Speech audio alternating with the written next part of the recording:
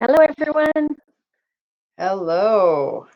Okay, I am going to try. Oh, you have to do both. Well, they don't necessarily have to use it if they don't want to. So. No, I'm allowing everybody who's on, if you can hear me, I'm allowing your webcams and mics, but if you want to just immediately um, mute them, I think they come muted. then that would be fab, because we're gonna try today to do a little more chatting. Hello, everyone. All right. Hi, Dylan. Hi, Melissa, Courtney, Richard, Lisa. Did I miss anybody? Hello, Moose Jaw. Okay. So,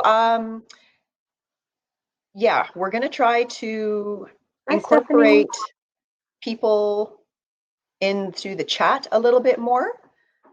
So Oh, I've hi. given, hello.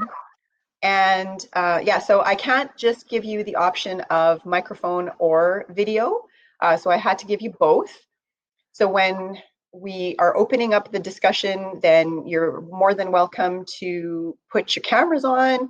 But if we could just all have our mics muted as much as possible, unless we're trying to talk. And there's supposed to be 35, 36 people. So I'm not sure how that's going to work. It could turn into utter chaos, but you know what? That's okay too. We're going to We give it a are, try today. we're going to work with it.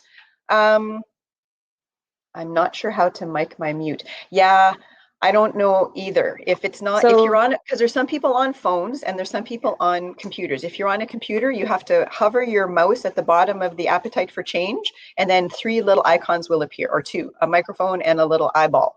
And you just click on it, and then it'll show you turning it on or turning it off. Now. there we go. Hello. There we go. Okay, Sure. awesome.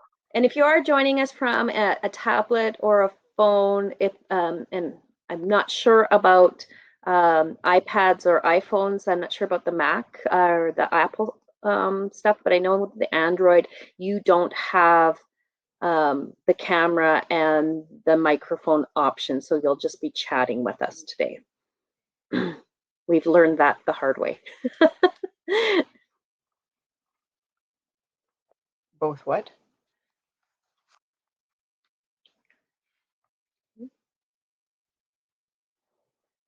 How many people we got, Carissa? I can't 21. see that. Okay, so we'll give them a couple more minutes and then we will get started.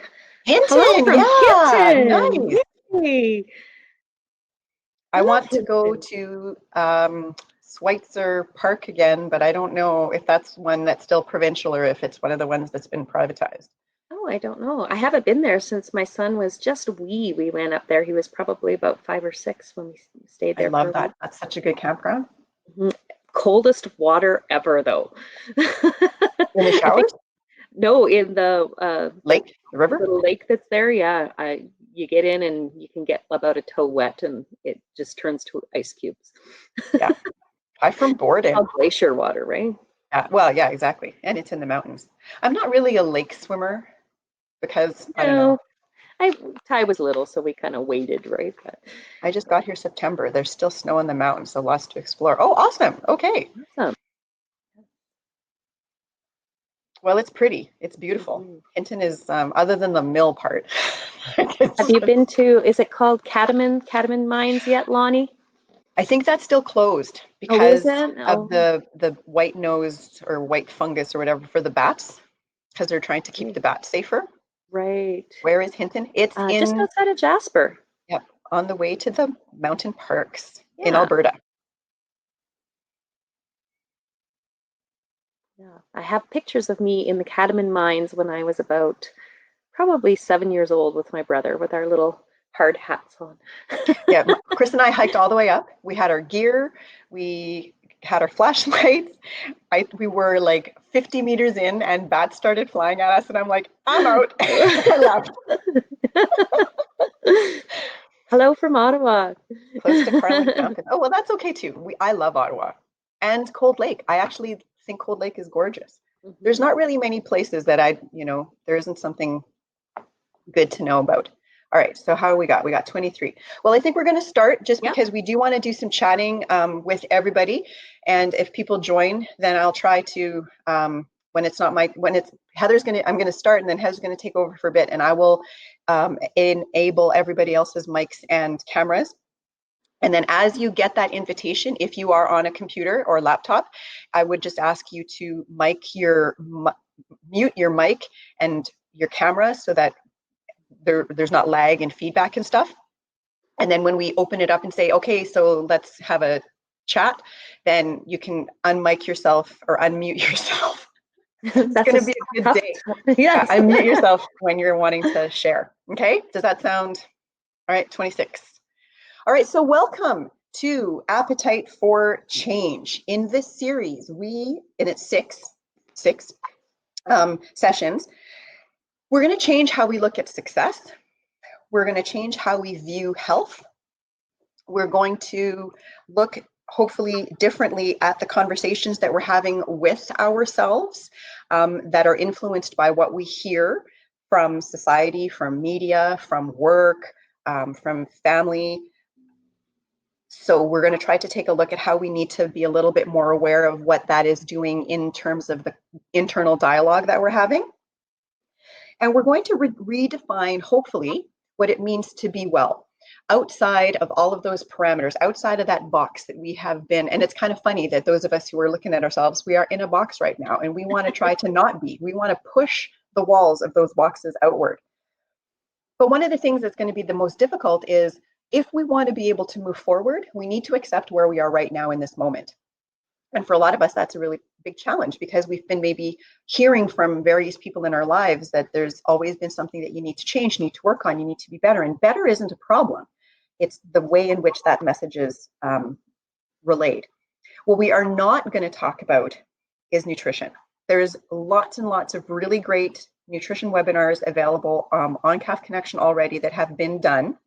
We're not going to talk about the macros and those kinds of things, but we are going to talk about why we eat, the reasons we eat, and maybe some of the behaviors that factor into food and what drives us to make perhaps the choices that we do, and those behaviors that may or may not be serving us in terms of that picture of success that we're going to try to create for us. So that's the focus today, is how are we going to redefine success for ourselves?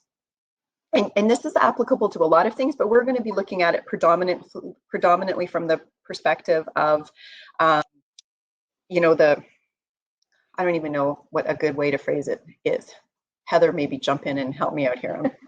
I don't know where you're going. I don't know either. Well, hopefully you'll catch us back up. But before we do that, you know the drill. We need to get through the stuff that we have to get through. So the presentation you are about to view is the intellectual property of the Department of National Defense. Any reproduction or transmission of the slides contained in this presentation is strictly forbidden. Some of the topics discussed in the webinars might be of a sensitive nature, this one not so much, and may not be appropriate for children, so maybe just be cognizant of where your little rugrats are hanging out right now. Parental discretion is requested. If you've got kids that are 18 and up, or even 16 and up, and this is maybe an area that they're struggling with, certainly something that you might want to have a discussion with them kind of offline, or if you feel that they're mature enough to handle it, they can certainly listen in with you as well. Please also understand that the folks that are on the chat, and as we've mentioned, we are going to try to open it up to actually more dialogue today than the series that Heather and I had done before, but the stories that you hear or read are theirs to tell. So we would just ask that any of the stuff that's, shy is good, no worries, Karenza, probably totally killed your name, but I'm sorry, I hear what you're saying. So if you only want to, if you don't want to say anything, that's okay. Just please respect the things that other people have said and keep that within the confines of the webinar. And the webinar is being recorded and will be available for viewing on Calf Connection later on, and somewhere else. We need to investigate that, but for sure still on calfconnection.ca. So we want as much participation as you guys are prepared to give us, but if you are shy and you would rather follow along without using any of those options or just the chat, whatever your comfort zone is, that's absolutely fine. All right. And one last thing. So we're going to do the first poll of the day. It's the other mandatory poll. So if you would like to answer the question that you should be seeing right now, that would be fab. Yay. Excellent. All right. Perfect. Wonderful. Thank you.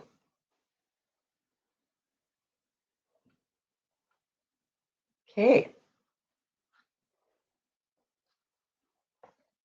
Okay, so we thought we would start with something fun. So you might be wondering why there's pizza on my slide, but because we really want this to be interactive and comfortable for everybody to talk about, because this is where the value comes from in having a conversation about the topic that we have decided on. We want to get you guys a little bit comfortable. So we thought we'd start with being a little bit on the playful side with you guys. So just some fun, easy questions to sort of warm us up, make us feel a little bit more comfortable with chatting. So first question I have for you, and you can either open your mic or you can just say in the chat, pineapple on pizza, yay or nay? Okay, lots of good Canadians, right? Because I think, isn't Hawaiian pizza actually Canadian? It is. Yeah. Yes. Yeah. Which is funny because it's called Hawaiian pizza. Yeah. That's okay.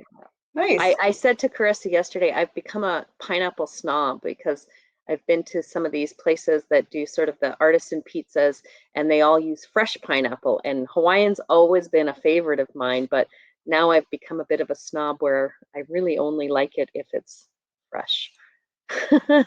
No ham, thanks. Snob. No ham.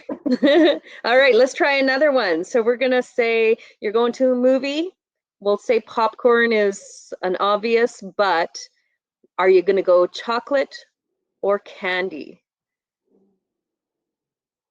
It really depends on my mood for me. It's the battle is on. Okay, very evenly challenged here. Yeah. Yeah. Oh, close. Oh, so close.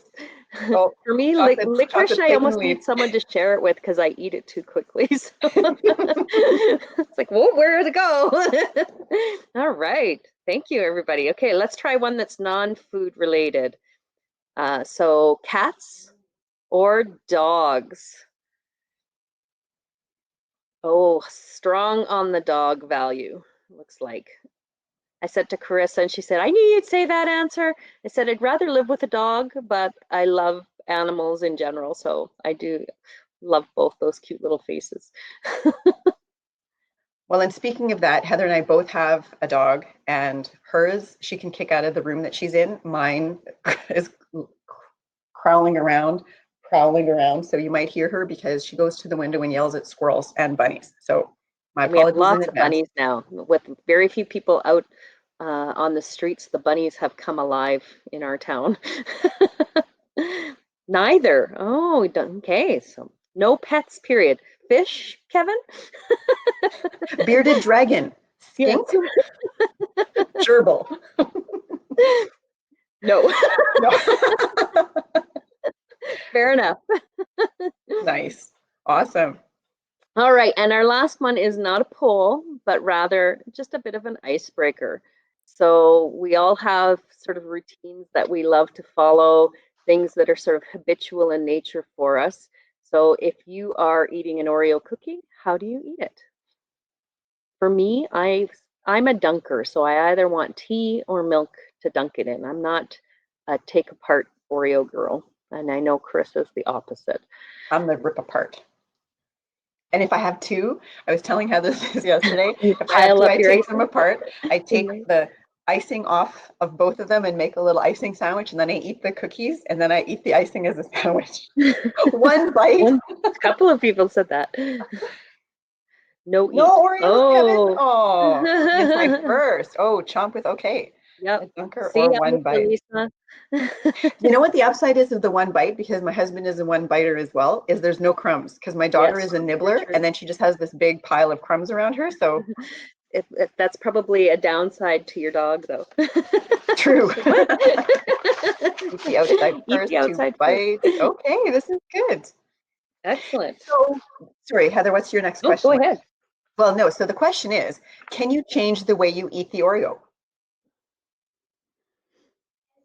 Would it be difficult to eat it differently than you like eating it? Of course. Okay. Can I or would I? Yeah, I would probably say no problem too. Yeah. When I run out of milk. Oh, see, so some people can't change, and some people are like, yeah, no problem. It's an Oreo. I can change that. What about if we asked you, how do you put your coat on? Do you put your coat on right arm or and then left arm, or the other way? Think about that. And then your little homework assignment would be to try to put your coat on the other way And you probably don't know how you do it. So until you do it. oftentimes I just get people to put it on, take it off, and then do it the opposite way and see how hard that is, because it's actually really challenging.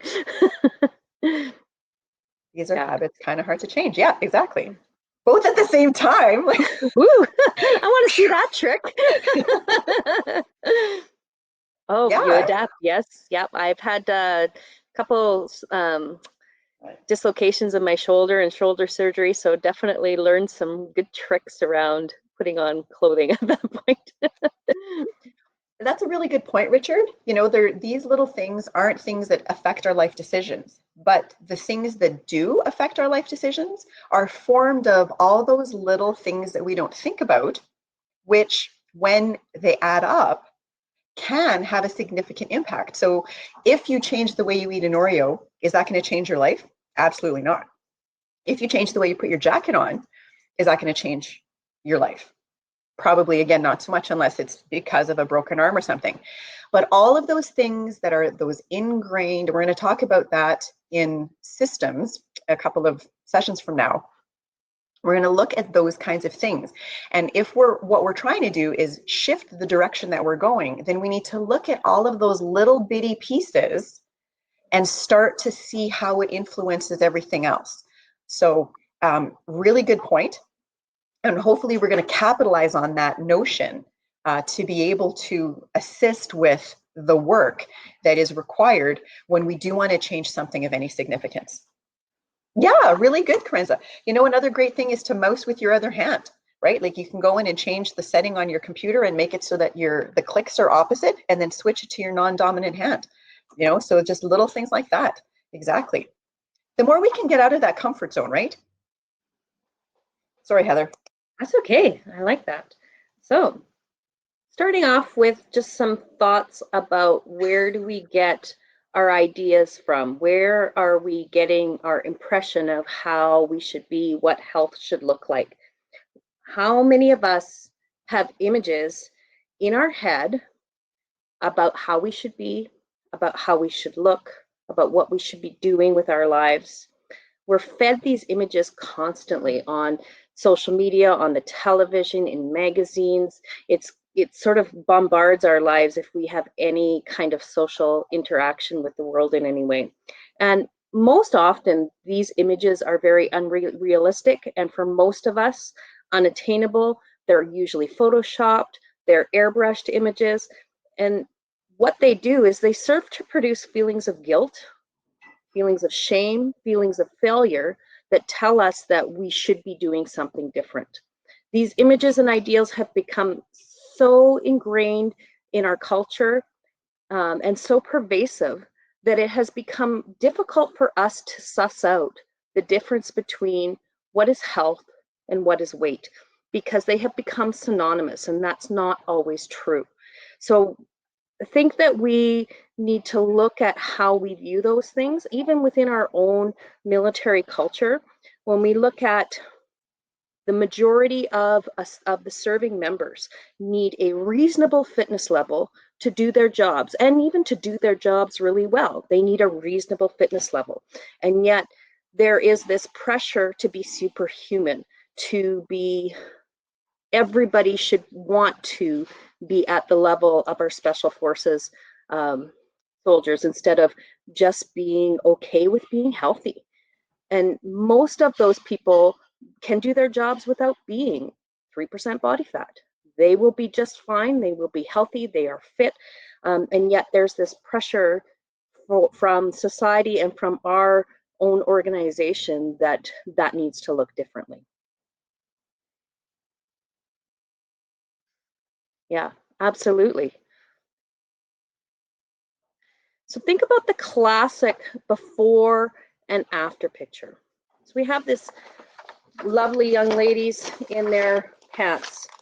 I would wager money that neither of these women ever fit into those pants, by the way, because they don't look like they have ever fit into those pants. But that is the image that we are fed, that we should all want, that this is a goal. And until we see this, we are not successes. And that's sort of what we are being fed. So unfortunately, men are not left out of that equation. These are actually Biggest Loser contestants that you're seeing on the screen. And what we know about the Biggest Loser show, it was a show built on shaming people into losing weight. And sadly, most of the individuals that competed in this show, they had done a study a number of years back, and the majority of them within a 5-year span had gained all of their weight back plus more. So, you know, yes, send me to a beautiful wellness ranch. Give me a trainer that's going to push me every single day. Tell me what I can and cannot eat. Take away all of my external stressors of everyday life. And yes, probably I'm going to lose weight. But then send me off back into real life where I have a job, I have relationships to navigate, I have other stressors going on in my life, and I have all of those old habits sitting in the lurch just waiting to come back into my life. So we haven't really taught ourselves how to have those healthy everyday habits that are going to carry us through life.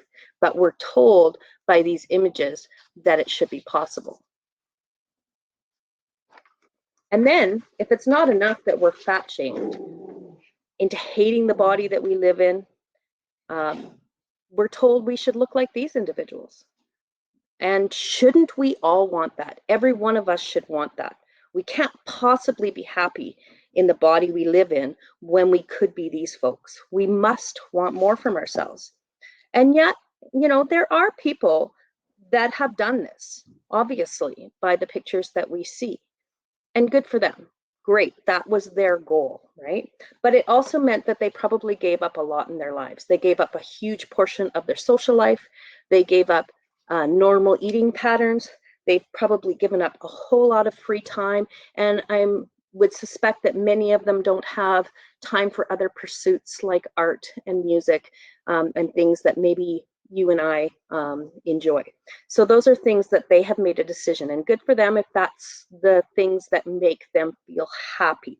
But it doesn't necessarily have to be the same for all of us. And just bearing in mind, when we look at these folks on the right-hand side of the screen, that is not a physiology that we can maintain for a very long time. Those individuals cannot stay at that low of a body fat for very long. So they tend to flux in and out of that look if they are able to do that more than once.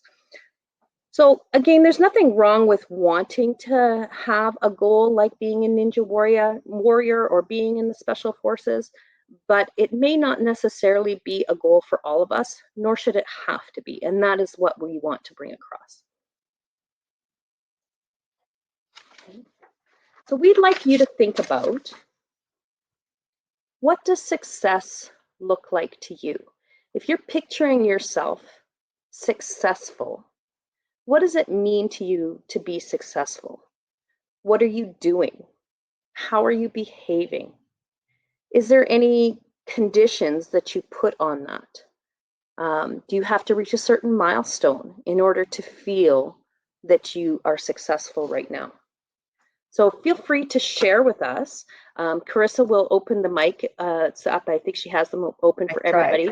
Yeah. So if you want to share vocally, or if you just want to share in the chat, please feel free to just share some of those ideas about what does it mean to be successful.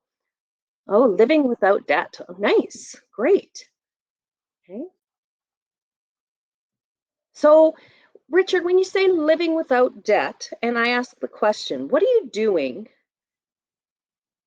How are you behaving that has gotten you to the point where you're living without debt? What would be the steps that need to happen in your life? And those are the sort of the things that we want you to start to think about a little bit. So getting it through each day with a smile. Thank you. And I really appreciate that, because I struggle with the idea that success is always something that's out of reach. Could we not be successful right now, today, in the body we're in the job that we have chosen, in the house that we have? Do we have to have that end state to feel that sense of success, right? Okay, yeah. Don't spend more than my paycheck. Credit cards are not to depend on. Yeah, for sure. Yeah. And again, you know, for a lot of people, it's really basic, but for other folks, either the paycheck is insufficient, and so they have no choice but to extend that. For others, there's debt that was perhaps inherited either through a separation or divorce, or you know, schooling that cost a lot of money, and then, you know, the economy might have tanked. So there's, and again, these are not meant to be judging statements. They are just reality statements. They are the place that you find yourself in this moment. So does that mean that that person who inherited a bunch of debt because of school is unable to ever rise above that? Well, no, but they need to start in that moment and say, okay, this is my situation. What can I do different? Can I get a roommate? Can I move in with somebody else? Do I need a vehicle? You know, questions that are really hard to answer, because those are going to be things that affect your ability to get from, you know, your home to your work, or you know, if you live in a place that's got public transit and you can rely on that, then you can eliminate the expense of having a vehicle. But if you live in Edmonton, that's not necessarily going to be the case, right? So the point that we're trying to recognize here is, wherever you want to be, it starts with where you are right now, and understanding the steps that you've taken thus far. But maybe some of those steps are going to be bigger steps for other people, depending on what it is that they're trying to move towards. Mm-hmm. Learning how to budget and turning it into a lifestyle change. Yeah, for sure. You know, and we think about school and where we learn a lot of skills. And this is something that Heather and I have talked a lot about. When we were in high school, because we're children of the 80s, we had home ec and shop, and comm came in after I graduated, so I don't know anything about that. But you know, we learned how to cook. We learned how to build a bench, or, you know, melt some metal and make a dice, and things that you needed to learn with your hands that may or may not have applied in life. But in comm, I know that they taught balancing your budget, writing checks, paying your bills, paying yourself first, saving, and those kinds of things. But then a lot of those programs have been canceled. And if your parents didn't do that, then you might not have learned those skills. So you're starting from scratch, right? If you don't know how to cook and you move out of the house and you're making Ichiban and macaroni and cheese, you know, you're grateful to have something in your belly, and it's cheap. So, you know, there's a couple of things going on. You don't have a lot of money, you don't have a lot of skills. These things are going to snowball sometimes. So when we're looking at these kinds of things, the skills that we need to have to be able to do those jobs, to do those, like to adult, the adulting skills that we need, sometimes we didn't get them. Sometimes we weren't given the opportunity to get them. Things change. So, you know, there's lots of places that we all are starting at wherever we're at, right? We can't change that. We need to decide what we want to do to move forward. So if you want to have time for personal improvement, what do you need to look at now to carve that out, right? And we're gonna take a look at what that means as we move on. So a lot of you had some ideas of things that you want to accomplish. And if you're unhappy with where you are right now and there's things that you would like to be doing different, what needs to change in order for you to get to where you want to go? What do you need to be doing different? And some of the questions that we think need to be asked are, is the outcome that you're aiming for realistic? Is it so far outside of capable that we just end up striving for it forever and feeling like failures? Or are we putting small enough tasks in our um, vision that it's totally reachable, right? And thinking about how long will it realistically take me to achieve this? Do you have the time that you need to get it done? Is there a deadline that you've placed on yourself, and why? Does it need to be there? Does that deadline have to be there? Or is it maybe a time sensitive issue, like maybe needing to pass your force test? That's sort of something that, it's coming and I have to get it done. But maybe some of the other things that we're striving for don't need such finality to them. Or maybe we need that finality because we live by that deadline and it helps us to get there. So it's all about sort of knowing what's going to work for us in those situations.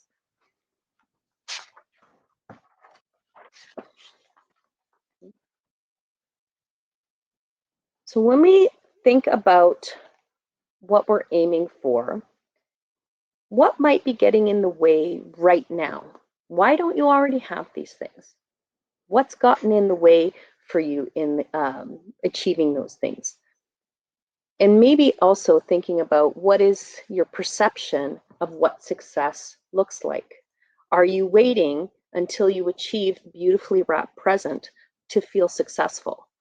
Or could you truly be happy in the quirky wrap present and find a feeling of success regardless of the package that it's in?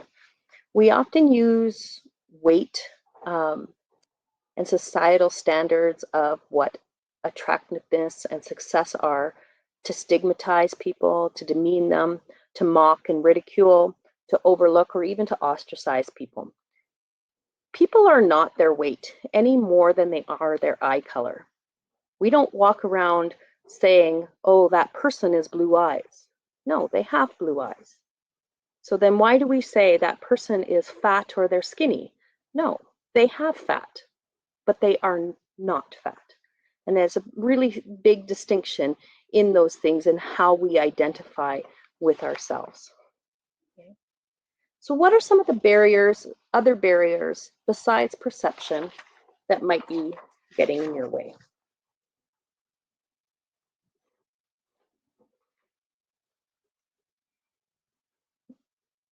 Oh, I love that. Yes. The older I get, and Carissa has used this statement before, the less F's I have to give. And so I have become much more comfortable in my quirky wrap present. And I feel a lot more comfortable with myself in this body than I ever did when I was younger. But it's still a challenge, and I still have moments where I am victim to all of those societal standards as well. So it's not gone, but I definitely deal with it better than I did as a younger person. People for sure. Okay, toxic people. Yeah, absolutely. So much pressure from human beings around us. And why are we letting them control the decisions that are happening in our lives or controlling the way that we view ourselves? They are really irrelevant to who we view ourselves as, and yet we let them seep in and create this toxic environment in our own minds. Yes, that's yeah, yeah, yeah. Time is definitely one of those things, right? We make time for the things that we perceive to be important in the moment for what, like, to sustain that perfectly wrapped present, but we forget that there are other things that we are letting go of to sacrifice to be able to sustain that. Like, I had a thought, and then of course, I read the chat, and then I lost my thought. But in any event, it's true. Time can be our friend, and time can be our enemy.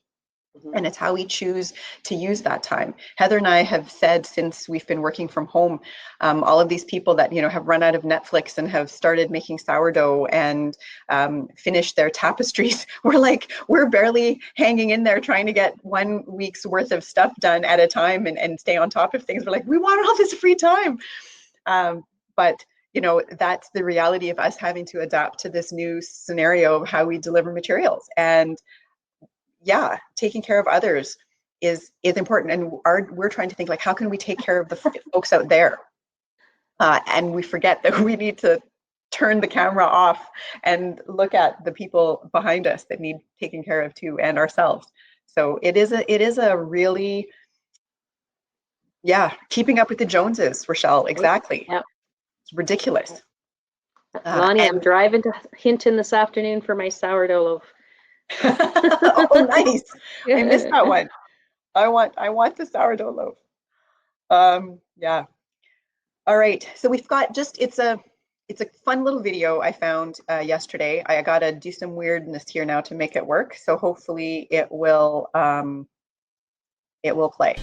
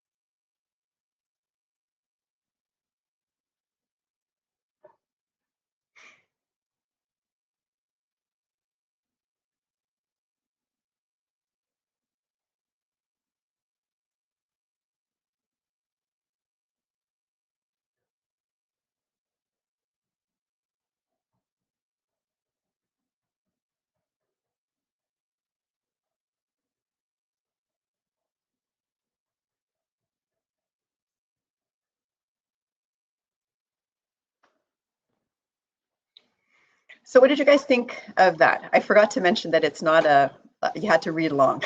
So for those of you on your phones, I'm sorry if it was teeny tiny. And thank you for the sourdough recipe. I'm going to have to screenshot that because I too want to make sourdough. And if you live in Edmonton or around, or you have access to online, there's still yeast available. I found some at the Italian Center. So yeah, it was a brilliant video. I loved that. So when you think of challenges, if you think of that boulder, does everybody have a boulder or two in their lives right now?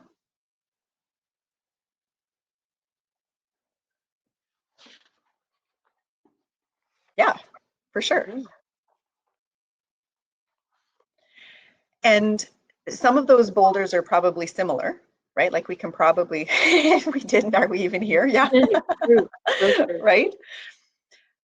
But how many people are sort of like the courtiers who just walked around the boulder? When you just walk around a challenge, what sometimes ends up happening? Yeah, COVID for sure. If we walk around the boulder, we're beyond the boulder, but if we never address the boulder, does that come back to bite us in the butt at some point sometimes? I guess it depends, maybe. Mm-hmm. Yes, and then sometimes it does, and then we have to face it again. And yeah, absolutely. What about the people who just complain about the boulders in their way? Do people put boulders in our paths? Absolutely, right? Like those toxic people that was in the chat earlier, right? They're basically boulders in our path, and we need to decide what we want to do. Can we avoid them? Are they people that we work with? Are they people that we live with? What can we do to address that if that's the issue? And then if you take the time, how many people have had to overcome a challenge, had faced their boulder, and discovered that proverbial bag of gold coins? So true, Matthew. Yeah, we do put boulders in our own way as well, for sure. Probably more than anyone else does for us. Yeah, learn to block them out. Yeah, that's to the toxic people. Yep. Absolutely. So what we would like is, with the King's Boulder in mind, to think about how you measure success. How do you measure? What is your bag of gold coins? What are the metrics that you use? Because if you can picture yourself successful, it means you have been able to create meaningful, long-lasting change, right? Because success shouldn't be something that's fleeting. Success shouldn't be having won that fitness competition and then going back to, you know, whatever it was that was your before. It's not overcoming debt only to then buy a Lamborghini and be back in debt, right? So what are the metrics that you use to measure success? The images in the screen are different kinds of measures than what we often societally use to measure success, right? Because success is often measured by the size of your pants, or the number on the scale, or, you know, if you've got gray hair or not gray hair, or wrinkles or no wrinkles, or any of those kinds of things. But what about how high you can leap over that bar in high jump? That is a measure of success. What is the high jump bar that you have that you're trying to jump over? The bottom corner where he's pulling that sledge. Yeah, how much weight can he pull? If we're going to look at weight, let's look how much we can pull, push, move, lift, hoist, throw. Those are measures of success. You know, how far can you drag that sled? So when we are looking at those metrics, I know I like to think of that too. My wrinkles, but sometimes it's hard. And I color my hair because otherwise I'd look like a crone. Feel good about effort, then successful. Yeah. And does it have to be a big success, right? Does it have to be something huge in order to feel success? Or can we feel success that then drives us to do other things with small accomplishments?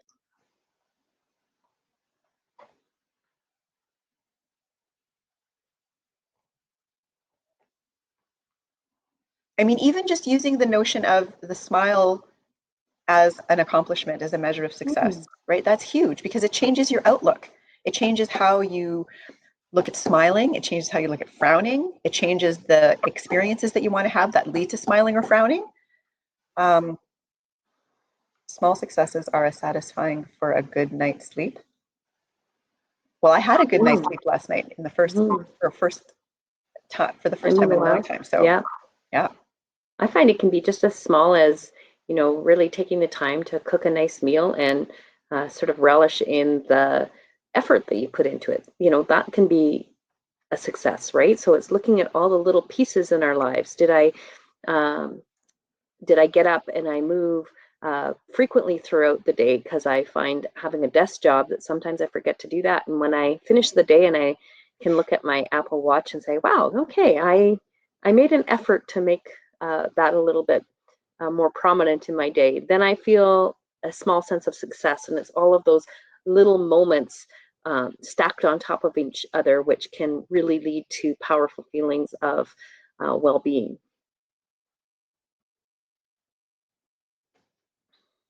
So yeah, what we want to try to do again is to sort of shift that notion. So if you have successfully made a change, big or small.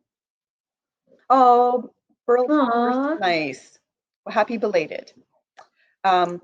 If you have made a change, what you have done is you've understood why you needed to change, right? Why was it that why do you want to have a satisfying retirement? Why do you want to be debt free? Why do you want to accomplish that or train and complete that race?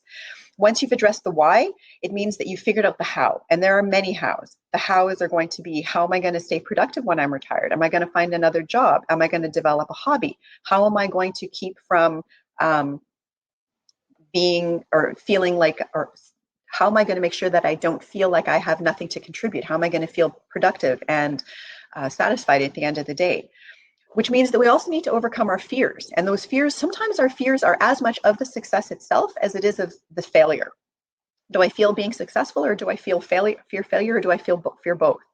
So if we can overcome that, I mean, retirement, especially if it's from, and I don't know if you're retiring from the military, but that's a career where things were very regimented, very clear, very scheduled, very routine oriented. And if all of a sudden that's not your bag anymore, what does that look like? There's got a real fear in going into that unknown.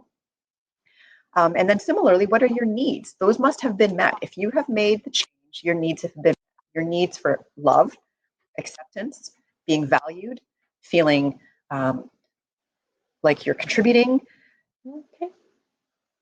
Any of those kinds of needs that we all have as human beings, they will need to have met. And if they aren't met, if we are changing because of someone else, I don't know how many people have come through our doors at the office wanting to quit smoking because their girlfriend or their wife or their husband wanted them to quit.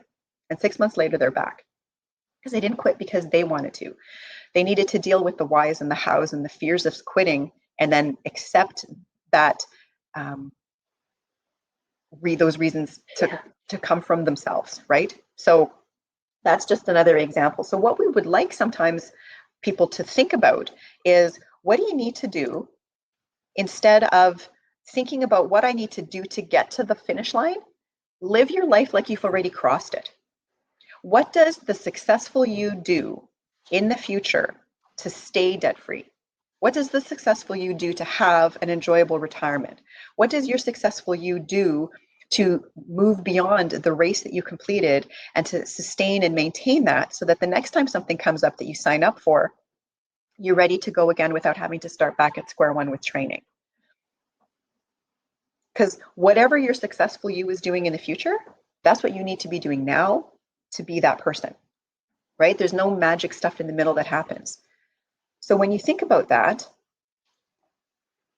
what does your successful you do to maintain the success?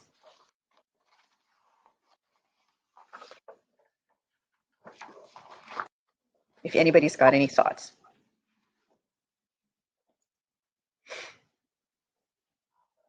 And if you don't, use my wrinkles as roadmap. So true.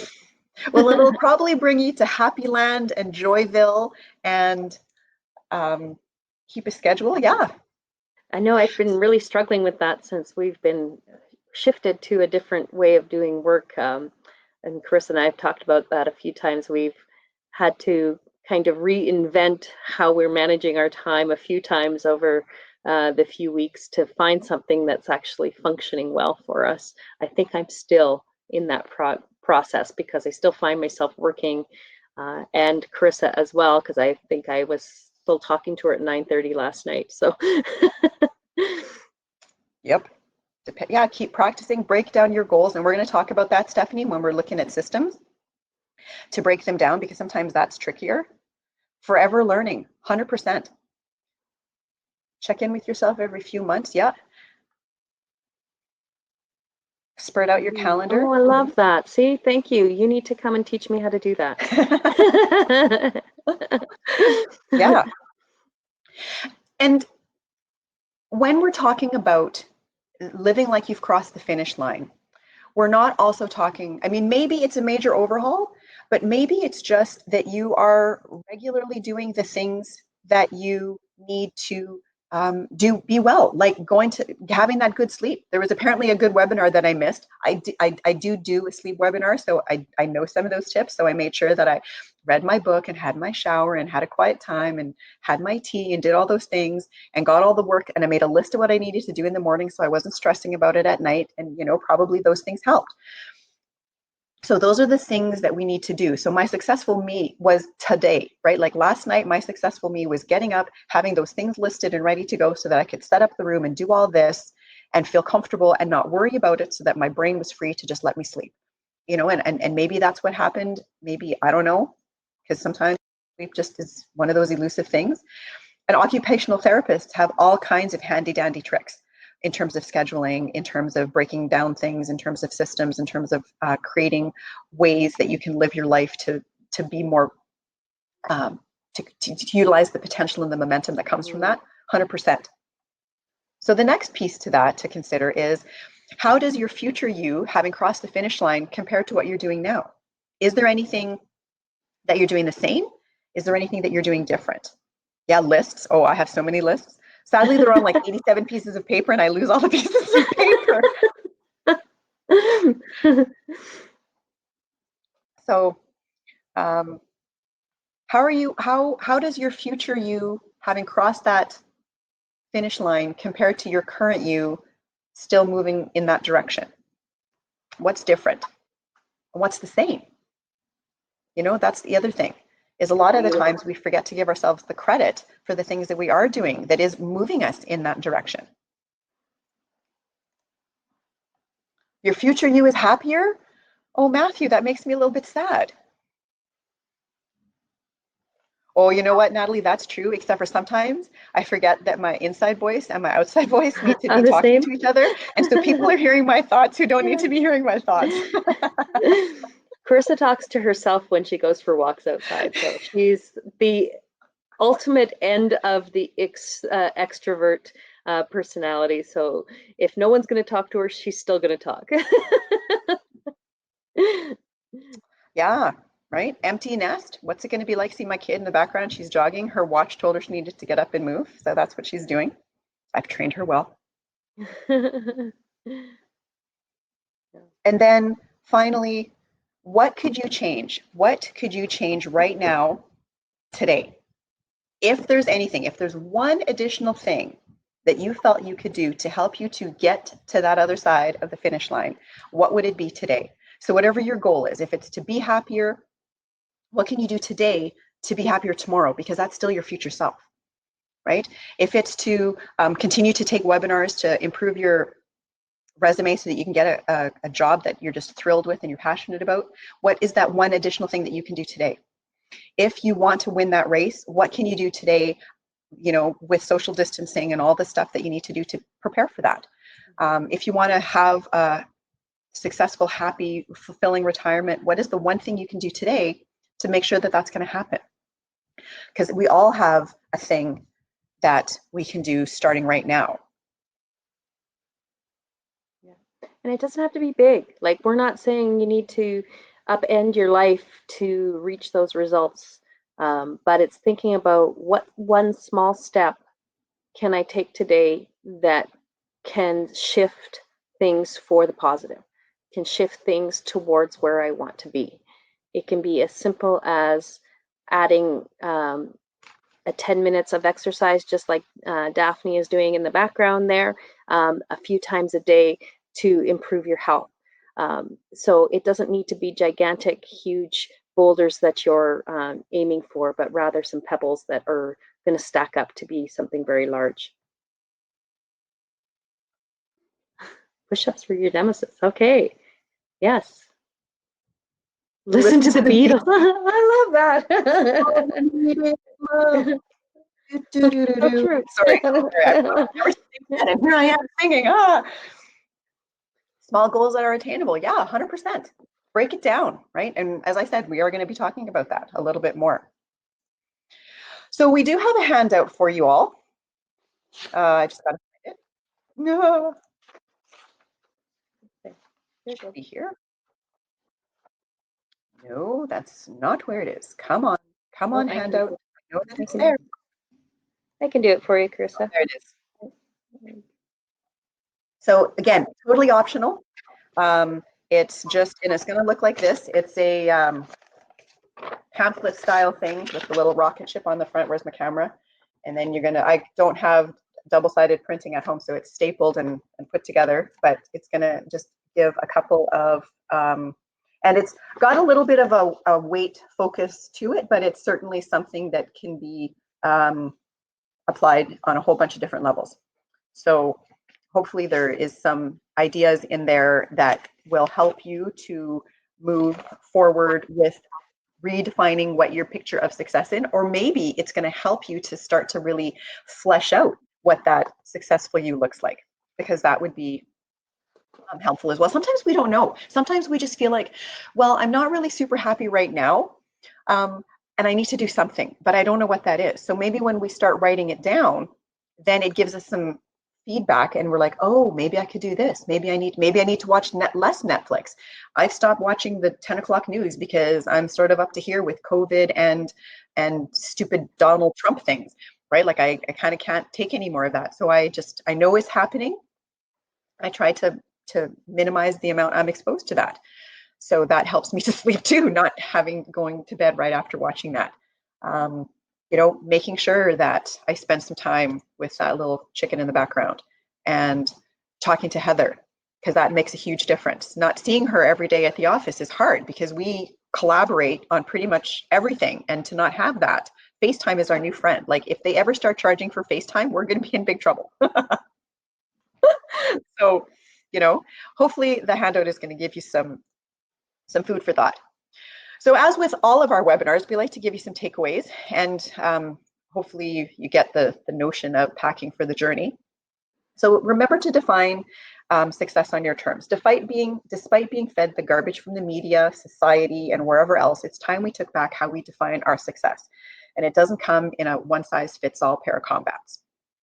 We need to let go of how we're supposed to look and really connect with how we feel when we're successful, right? And that means the keeping up with the Joneses piece too, right? Success doesn't need to look like the big house, the big car, the fancy trailer, the boat. It can be a little bungalow or a one-bedroom condo or a small house or whatever. But how does it feel? Connect with the feeling of success, because that is going to live a lot longer than that big house or that trailer or any of those other kinds of things. Skinny jeans. Recognize that barriers will appear, may already be there. Those boulders in the road, the ones that we put there and the ones that others put there and the ones that just end up there. And that's just life, right? When we identify those boulders and we identify where they're from, maybe sometimes that helps. If it's an internally created boulder, we have the power to change that. And if you need help identifying those boulders, then there's resources available for you to do that. Because once you know that those barriers are there, then you can start coming up with some strategies on figuring out, what do I want to do to get it? Sometimes you need to get around. Sometimes that boulder is just always going to be there and you need to get around it, and that is the successful path. But sometimes you need to move the boulder.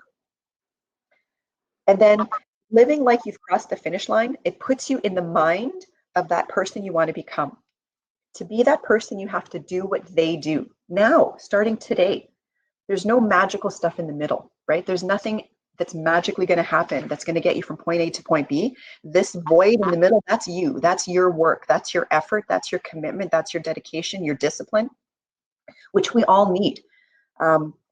Because those choices, the amount of effort you put in, that's what's going to get you to that other side. And it's going to help you to feel satisfied, because your successful you is tomorrow and the next day, and it's 5 minutes from now, and it's at the end of this webinar, right? That future is always right ahead of you. So if we can start living, accepting here and moving one step at a time, then you're already going to be well on your way to where you want to be. For those of you who have not yet used SIFMAP, just again, the standard list of resources, it's an excellent place to start. If you want an OT, if you want someone to help you set up a routine, if you want someone to talk to you about better communication skills that you didn't get out of the webinar that Heather and I did, if you want to talk to someone about the fact that maybe you're yeah, I like Oreos, but sometimes I eat the whole bag and I need to deal with that. Then this is a great place to start to get that help. If you've got family members that they're struggling, the Family Information Line has good resources. They have social workers and outreach workers to help you with those kinds of issues. And our kids, if we've got kids that are old enough, if we've got ones that are sort of looking to fledge the nest, they might be struggling with kind of everything. Any of the kids in grade 12 right now, I feel for them, because this was supposed to be their year of commencement, of launching into the new world, and their prom and grad and everything got sort of kiboshed. So they're special in their own way, but maybe they're struggling with not seeing their friends. and even the littler ones. So make sure that you teach your kids to reach out for help now as well, because the sooner they know that that is a strength and not a weakness, the better we have done our jobs. So we got 2 polls left, and those of you who have been with us before, you know. Let us know if this is something, and only Heather and I can see this, so feel free to be honest. Nobody's gonna be sad. Well, we might be a little bit, but hopefully you've picked up a couple of things. And as we mentioned, or I think we did, that there's 5 more after this that are going to cover everything from changing the conversation to figuring out the systems to the whole kind of cycle. That one is very specific to food and eating: eat, repent, repeat. And the stomach, heart, mouth hunger, which is also specific to food, as opposed to maybe some of the other things that people are struggling with or dealing with as their boulders. So they're there for you to join in with us. And the last one, the old Demio platform, over which we sadly have no control. This is the one that we've got. Hopefully you're okay with it. I noticed nobody chose the mic option. We did have someone on camera right at the beginning, and then they ran away. We'll keep trying, because hopefully we'll develop some comfort with everybody. And we definitely understand how challenging that is. I know I'm probably a little more on the shy side about talking as well, about on camera. So I can understand how you're feeling about that. But thank you for at least sharing in the chat with us, for sure. Absolutely. Felt weird seeing my bald spot. It's very strange to look at yourself talk. It's been a real strange time for me watching myself on camera almost daily at some point. Perfect. All right. Well, everybody have an awesome week. It's sunny in Edmonton. I hope it's nice where you are. Try to get out and enjoy that. And if you're coming back next week, I look forward to seeing you next week. I also have a stress webinar tomorrow on dealing with stress in an age of pandemic. So that's tomorrow, same time, same channel. Yeah. So Heather, last word's yours. I also have another webinar this week. I'm joining our reconditioning teams out of Edmonton and Suffield, and they will be coming online with me. So getting a little bit of input from those folks on some different methods of reducing risk of injury. This week we will be talking about compensatory patterns in movements and where that might be coming from. And just some ideas around how to avoid having those things happen to you. You're welcome to everybody. Thank you so much for your input, and have an awesome, awesome day. And we will see you on the flip flop. Bye. Bye. See you, Heather. Bye. Let me get out.